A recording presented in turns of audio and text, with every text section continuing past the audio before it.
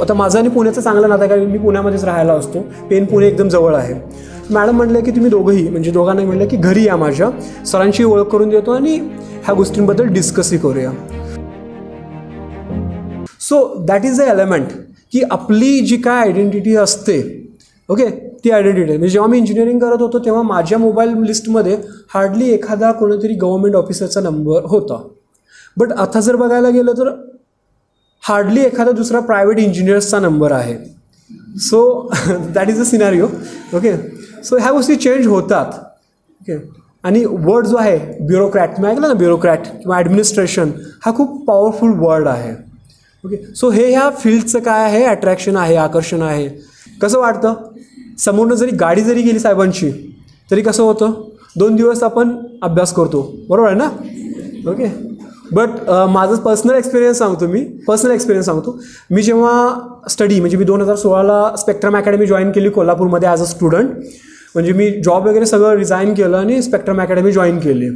Okay, so त्यावेळी साहेब IG म्हणून आले होते कोल्हापूर परिक्षेत्राचे. आणि एका म्हणजे 15 ऑगस्ट 26 जानेवारीचा जो का पालकमंत्र्यांचा कार्यक्रम असतो, तिथं सगळेच अधिकारी, कलेक्टर, IG, SP सगळे जमा होतात. आणि त्या कार्यक्रमाला आम्ही पण अटेंड केला होता. आणि त्या कार्यक्रमामध्ये मला नागरे साहेबांच्या बरोबर 2 सेल्फी काढण्याचा काय मिळाला, योग आला, आणि मी सेल्फीज काढल्या. ओके, आणि त्याच्यानंतर त्यांची भाषण्स वगैरे इतके ऐकले की I become a biggest fan of him. त्याच्यानंतर मी माझ्या, म्हणजे जोपर्यंत माझी पोस्ट, मी ठरवलं होतं की जोपर्यंत माझी पोस्ट निघत नाही ना, तोपर्यंत माझ्या मोबाईलचा जो काय अनलॉक दाबल्या ते पहिला फोटो येतो ना, त्या फोटोवर विश्वास नागरे पाटलांचाच फोटो असायचा. ओके, सो त्या व्यक्तीला बघितलं की मला वाटायचं की मला अभ्यास करायचा आहे, पोस्ट क्रॅक करायचे आहेत. And that is the reason की बाबा मी IBची एक्झाम क्रॅक करू शकलो. त्याच्यानंतर सेंट्रल रिझर्व्ह पोलीस पोस्ट जी बेंगलोरीमध्ये फिजिकल होतं, ती फिजिकल क्वालिफाय केली. त्याच्यानंतर 2016ची PSI, त्याच्यानंतर RTO, आणि ह्या वर्षी राज्यसेवा. अनफॉर्च्युनेटली राज्यसेवा मेन्स क्वालिफाय नाही करू शकलो, बट नक्कीच येणाऱ्या एक्झाम्समध्ये नक्कीच राज्यसेवा देखील मी क्रॅक करेन इतका कॉन्फिडन्स आहे. ओके, सो तुमच्याकडे एक मोटिवेशन असलं पाहिजे, आणि ऑलवेज तुम्ही त्या मोटिवेशनमध्ये स्वतःला ठेवलं पाहिजे. सो दॅट इज अ मंत्र फॉर दोज एक्झाम्स. आणि सोशल एलिमेंट्सबद्दल मी तुम्हाला सांगितलेलं आहे की how you become rich in society, not financially but rich. Okay, so बऱ्याच गोष्टी येतात, म्हणजे पटणार नाही. आता पर्सनल एक्सपिरियन्स सांगतो की आय एम स्टील बॅचलर. आता हे थोडंसं आउट ऑफ बॉक्स होतं आहे, but when I was working in a private sector, hardly 1 or 2 एखादं दुसरं काय यायचं की स्थळ यायचं. But after getting this post की मी कोणाला अप्रोचच नाही केलेलं आहे, बट दिवसाला 2-3 बायोडाटाज मोबाईलमध्ये येऊन पडतात. आणि जे येतात ज्यांचे पॅकेजेस म्हणजे 10 लाख 12 लाख असे पॅकेजेस असतात, तर असे पॅकेजेस असणारे बायोडाटाज येतात. तर हे चेंज होते लाईफ.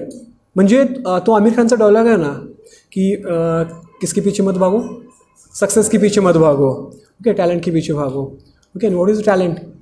Getting a post.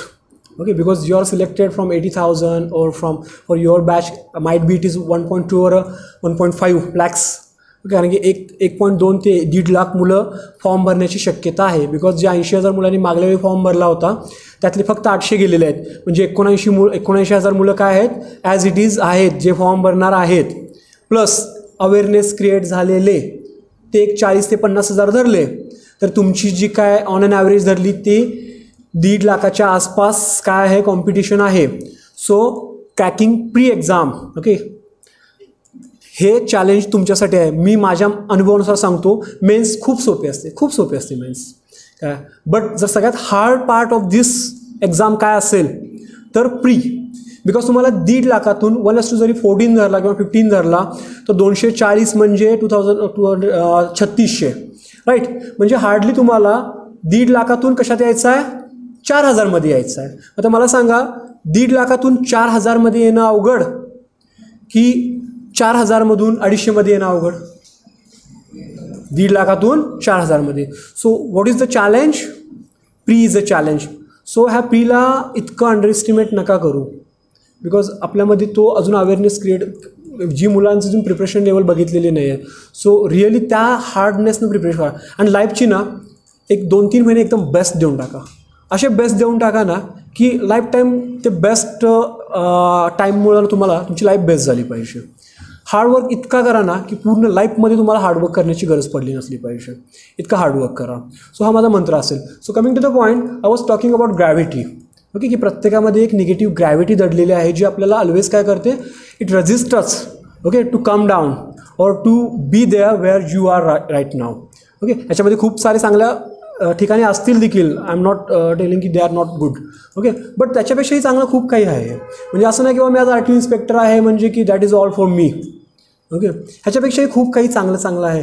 आणि आपण माणूस असण्याचं लक्षण काय असतं माहिती आहे का, की आपण ऑलवेज अपडेट किंवा ग्रो होत राहतो ना, काय हे आपण जिवंत असण्याचं काय असतं, एक लक्षण असतं.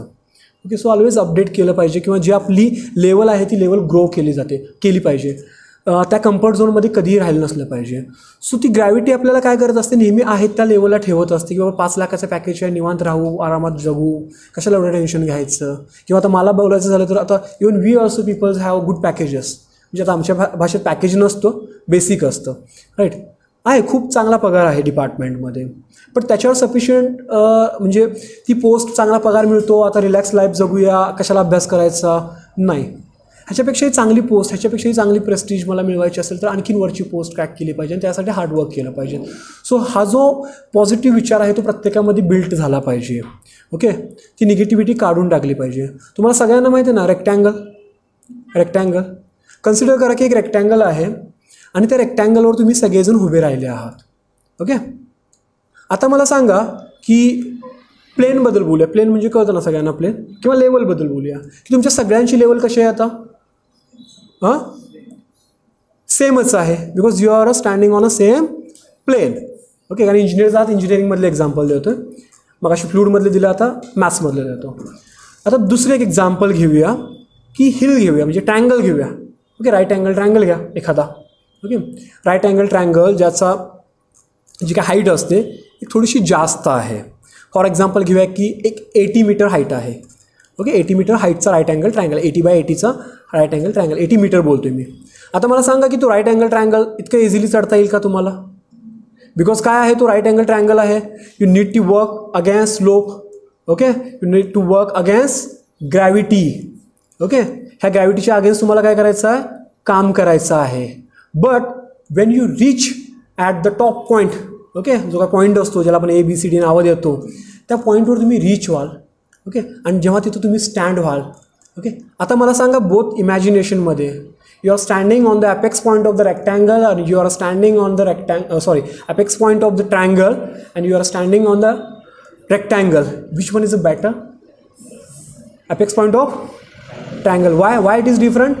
Because in the first scenario, what was it? It was on a same plane. Okay, equality. Okay, and in second scenario, what was there? You climb hill of the success. Okay, and how you climb? You work against gravity or the negativity. आणि ते निगेटिव्हिटीच्या against work करताना तुम्हाला काय करावं लागलं, खूप सारं hard work करावं लागलं.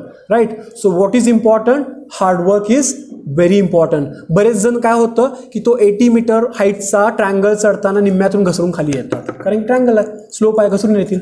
ओके, मग म्हणतात की राहून दे, आपण या रेक्टँगलवरच राहूया, इथंच राहूया, कम्फर्टेबल आहे, कारण की ती घसरा लागले सारखं. राईट.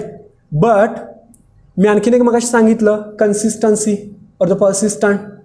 ओके, डेडिकेशन, डिवोशन, हे देखील इम्पॉर्टंट आहे.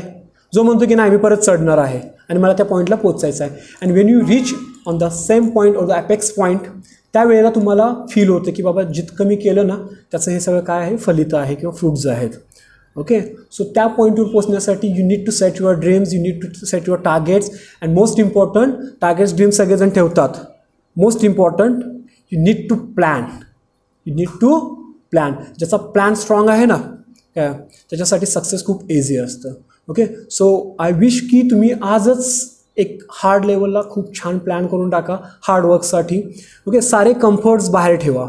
ओके, तुमच्यासाठी गर्लफ्रेंड्स किंवा बॉयफ्रेंड्स हे फक्त तुमचं काय असलं पाहिजे, बुक्स आणि सिलॅबस असलं पाहिजे, आणि खूप हार्ड लेवलनं प्रिपरेशन्स करा. मोबाईल बाजूला ठेवा. तुमचा कम्फर्ट झोन जे आहेत, मला मॅगडीला जावं लागतं, मला मुलांसाठी जिम असेल किंवा मुलींसाठी ब्युटी पार्लर असेल, ओके, किंवा रायडिंगसाठी असेल, हे सारे जे काही कम्फर्ट्स आहेत, लक्झरियस आहेत, ओके, ते बाजूला ठेवा. आणि तुम्ही काय करा, की हार्ड लेवलनं प्रिपरेशन्स करा. ओके 24/7 करा किंवा ॲटलिस्ट 12/7 तरी करा आणि एक्झामला काय करा प्रिपरेशन हार्ड लेवलला करा.